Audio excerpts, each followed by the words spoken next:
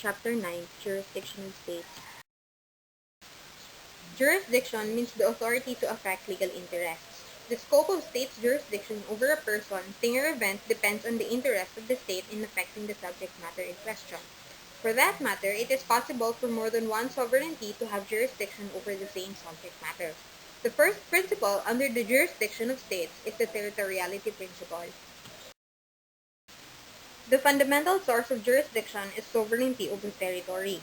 The rules and boundaries, as the third restatement summarizes, are, first, the boundary that is determined by acts of the state expressing their consent, and second, in the absence of consent being expressed, either the Selwyn doctrine in case of boundaries in a navigable river, or when the boundary between two states is non-navigable river, its location is in the middle of the river. One aspect of territoriality principle is the effects doctrine. It means that a state also has jurisdiction over acts occurring outside its territory but having effects within it. The effects doctrine itself has two principles. First, subject territorial principle, wherein the state has jurisdiction to prosecute and punish for crimes commenced within the state but consummated abroad. And the second one is objective territorial principle, wherein the state has jurisdiction to prosecute and punish for crimes commenced without the state but consummated within its territory. The Lotus case, France versus Turkey. In this case, a French mail steamer Lotus collided with a Turkish cutter Bosphor on the high seas, which caused the latter to sink, with the loss of 8 sailors, which are all Turkish nationals.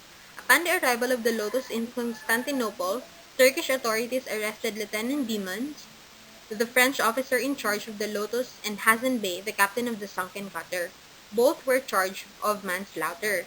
Lieutenant Demons argued that the Turkish court has no jurisdiction, but this was rejected and was sentenced to 80 days imprisonment and a fine of 22 pounds.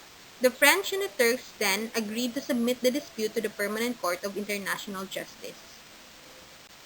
The issue in this case is whether Turkey, by instituting criminal proceedings in pursuance of Turkish law against Lieutenant Demons in consequence of the loss of the bowsprit having involved the death of 8 Turkish sailors and passengers, violated international law.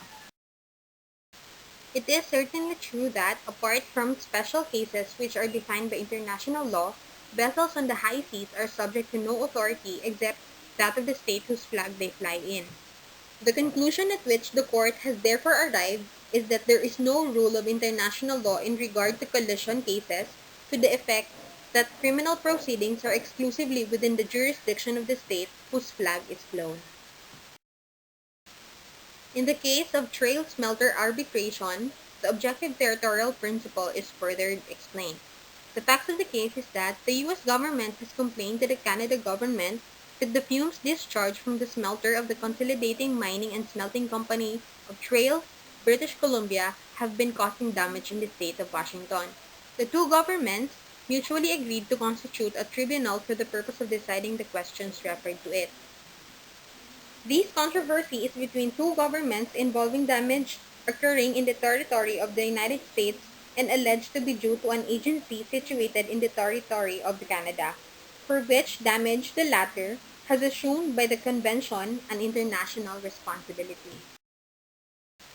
As Professor Eagleton puts it, a state owes at all times a duty to protect other states against injurious acts by individuals from within its jurisdiction. Considering the circumstances of the case, the tribunal holds that the Dominion of Canada is responsible in international law for the conduct of the trail smelter. It is, therefore, the duty of the government of the Dominion of Canada to see to it that this conduct should be in conformity with the obligation of the Dominion under international law as herein determined.